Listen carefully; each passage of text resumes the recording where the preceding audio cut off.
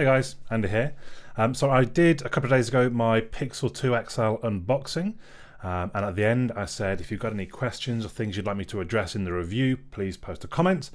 And I guess not surprisingly, pretty much straight away someone said, Andy, do a deep dive into the screen, because it is the most talked about thing that I've seen for a long time on a phone release. Maybe because I've been paying more attention because I'm going to buy it and it's going to be my daily, but also because it looks like it's not a good screen on a £800 phone, and is that acceptable, I suppose, is the question. So that's what I want to try and have a bit of a look at today. Now, initially, I've got both my old Pixel XL here and the new Pixel 2 XL next to it. And one of the first things you might notice if it's coming across in the through the camera is the color differences. So the Pixel 2 XL, when it was launched, came out with these, what they say are natural colors. I'm not going to try and claim to understand exactly how it works, but it's to do with the kind of spectrum that's allowed to use. And I think Samsung do it, I would say, the best, or do it the most, where they really make the colors pop. And it's not necessarily as natural. So if I was stood there looking at this model, it's probably closer to that is what I'm actually seeing, but a lot of people prefer that, where the yellow really pops out and the red's quite sort of vivid as well. Therefore, that brought a lot of complaints. People saying, well, why doesn't it look like that? Because that's more natural. But Google listened, basically said, all right, look, if that's what you want, we can do that, if that's what you want. So in the update that came in November, in the advanced settings in displays, we've got colors. So I'm on natural at the moment. That's what it came with by default. I'm going to go to boosted, and we're going to come back out. The yellow now is a little bit more vibrant. There's a little bit more poo. And the red, again, similarly. So the colors are just that bit more vivid. Can we go straight back? Yep. So I'm going to go back in now, and I'm going to go to saturated. And we come back out. Whoa, the yellows now. Hopefully you can see that on the video. The yellows now really are like, wow, look at me. So again, now people go, there you go, that's what a screen should look like. What I like is you have the choice. If you want that, like, why in your face colors, look at me, then you can have it. If you prefer the more natural, flatter, really, if we're being, I think, technically flatter, then you can do that as well.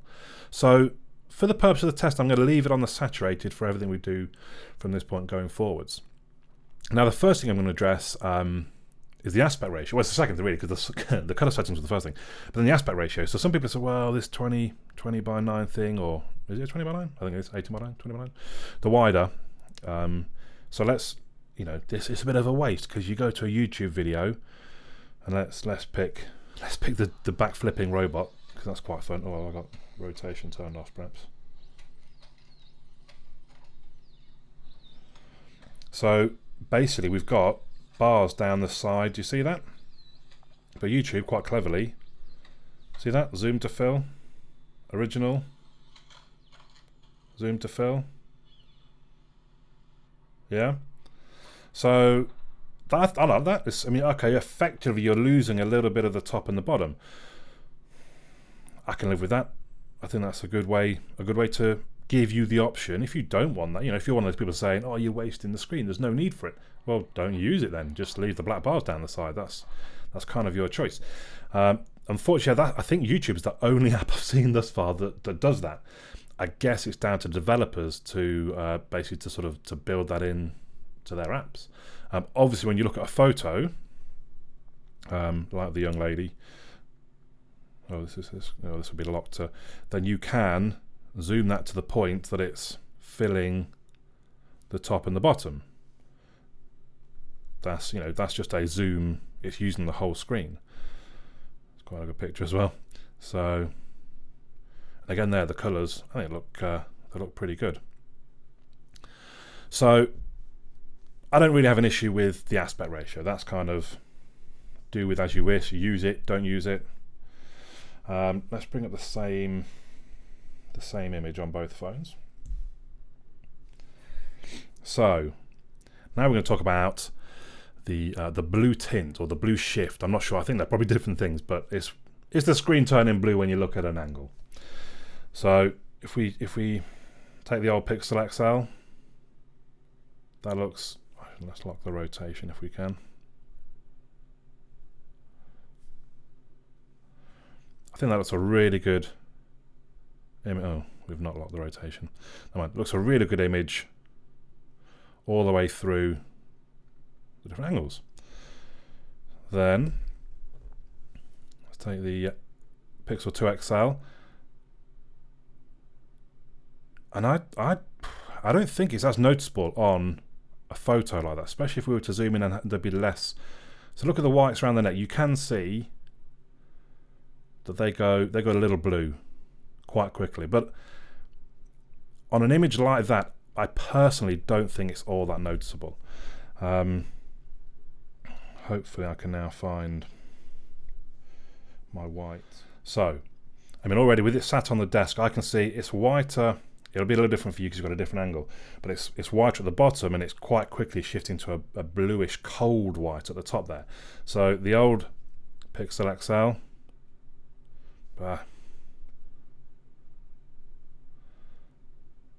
it's not really, I mean, there's a little bit of shift. I don't know if you can see that. I can see some color shift, but there's no denying it's much quicker. Can you see that's whiter at the bottom and it sort of fades into a colder bluish white. It's much quicker on the XL2. Now to me, as I'm, if I try and align myself with the camera, if you're just using your phone like that, it's not often I do that and use it, to be fair. And again, on a colored, can we switch back to the, no, it's gone. Let's use timer. So on that, actually you can see a bit of blue when you do that, fair play. But on an actual image that is darker, I don't think it's noticeable, or it's just colourful in some ways. So the blue shift, that's up to you. I don't know if you just almost, I can't live with it. I will say one thing I did notice. So a friend was having a look at or a colleague was having a look at my new phone, and he got out his iPhone and he was playing, and I kind of said to him, you can notice on a lighter images, and I think he brought the app drawer up. Whoopsie. He brought the app drawer up, and he sort of took, oh yeah, you can see, and he put his phone down, and I was, I don't know, 1.5 meters away, looking kind of at an angle he had the phones in front of him, and I can't lie, the Pixel 2 XL screen looked terrible. It was really, really faded at the angle. I mean, I was at quite an angle, but the iPhone screen, even at that angle, still looked fantastic. I can't lie.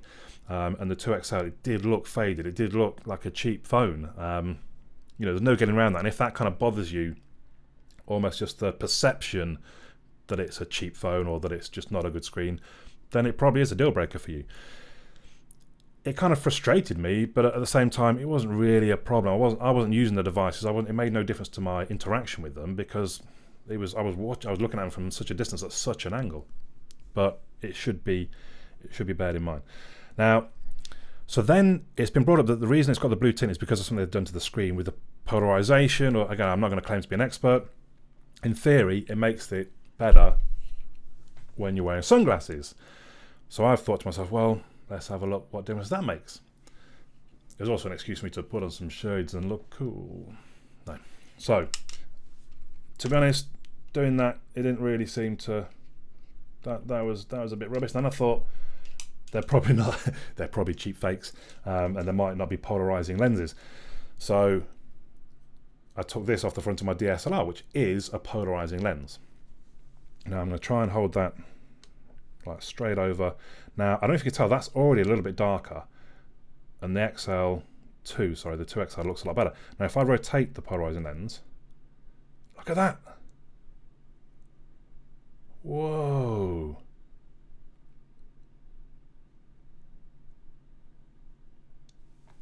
That kind of, it almost blew my mind. Wow. That really is different. And again, I don't know exactly how it works, but the polarizing effect, it is kind of you do have to get the lens into the right place for the polarization to work. It must be some sort of, well, I would say horizontal, but if you twist it, it'd be vertical then. So even looking at my computer screen, there it looks fine. I do that and it's pitch black. So proper polarizing sunglasses, I'm not sure which is the correct way, which one is how it would be and which one not, but let's just do that once more. Look how, so fine. Whoa. And nothing at all happens on that screen.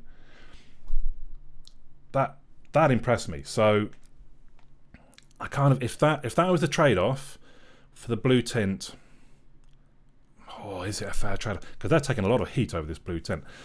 I think it's a fair trade-off. You can make your own decision. I've shown you the evidence. You can make your own mind up. So we're then going to move on to the grey screen in the low light, which apparently causes the blotchiness. So you have to give me a second while I change the setup here. So we're back in what's a pretty dark room.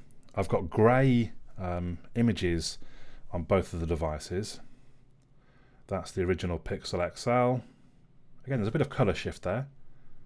Obviously, it's quite acute angles when it happens. But this is what we're looking at, or want to look at. So again, the colour shift actually on a uniform colour, that's when I think you can really see the colour shift. It doesn't have to be white. What we're really looking for is graininess, and apparently you have to turn. I'm going to try just most of the way down first of all. Now I don't think I can see. That still looks a pretty uniform image. Let's try and drop the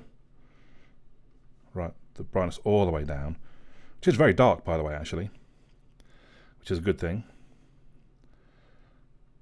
I see some weird banding on the video. I don't know if you'll see it when it's actually been edited, but I don't see any blotchiness or grain. Maybe it could be I'm looking for the wrong thing, because I'm not entirely sure exactly what I'm supposed to see, but I think it's supposed to just look a bit patchy. That's both of them where their brightness is fully down. So I don't think I see any kind of issue with the old grey blotchiness, whatever. So I guess let's move on to the next thing. So kind of the final thing that I want to look at is the screen brightness. So for this one, we're going to turn adaptive brightness off on both of them. We're going to put brightness all the way up. They should both be at 100. And then hopefully when I come back out, I've got a nice white screen. And then I have my light meter measuring lux. So we go over the last years. We're looking at the 700s, 750s at a peak.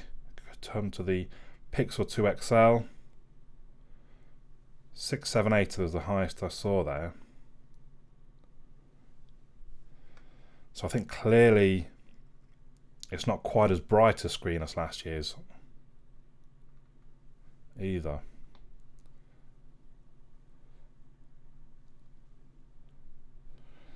So that's something to bear in mind. I mean, 678 is not a bad score, so don't be thinking, oh, I'm not going to be able to see this thing in the bright light.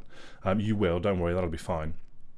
I can tell you as well now from this angle. Let me see if I can get a more of an angle on there. You really can see the blue shift. So I don't think anyone's denied about the blue shift. I shouldn't mention it really. So the brightness, yep, it's not as bright either as last year's.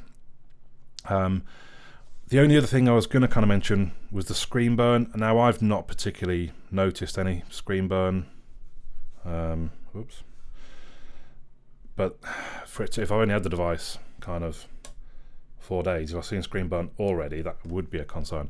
They did, of course, in the patch, made it so that the buttons, they light up more when you press them, and then they fade away to a grey afterwards to kind of help that. Because screen burn is going to happen when something's like, I mean, that bright yellow perhaps is like something really strong is burning on the screen, and afterwards you can still see. I have it on my TV sometimes, to be honest.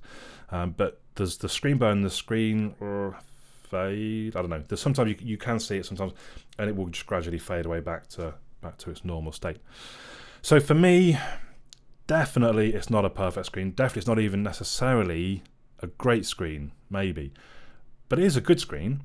And in actual use, using it and watching videos and things, I don't think if you just gave it to somebody and it was playing a YouTube video, they're not going to go, oh, what's this screen's a bit poor. I just don't think they're going to notice it. You give it them with a wholly white screen, and they might notice it. You point it out to them, definitely they'll notice it. So it is really down to, can you live with it? I suppose you yourself is, for me, yeah, I think I can. It's not that big. I mean, the polarizing thing, that was quite an eye-opener. Not that we get much sun in the UK, but maybe it makes quite a difference to you. Because I'm sure I've been using phones in the past with sunglasses on, and you do have to crank the brightness right the way up, and obviously it's a bright day, so that makes it harder. But maybe this whatever technology they've put in it will help for that kind of situation. So there you go. I'd love to hear your thoughts in the comments down below, so please do post them. For now though, my name's Andy, and I'll catch you all again soon.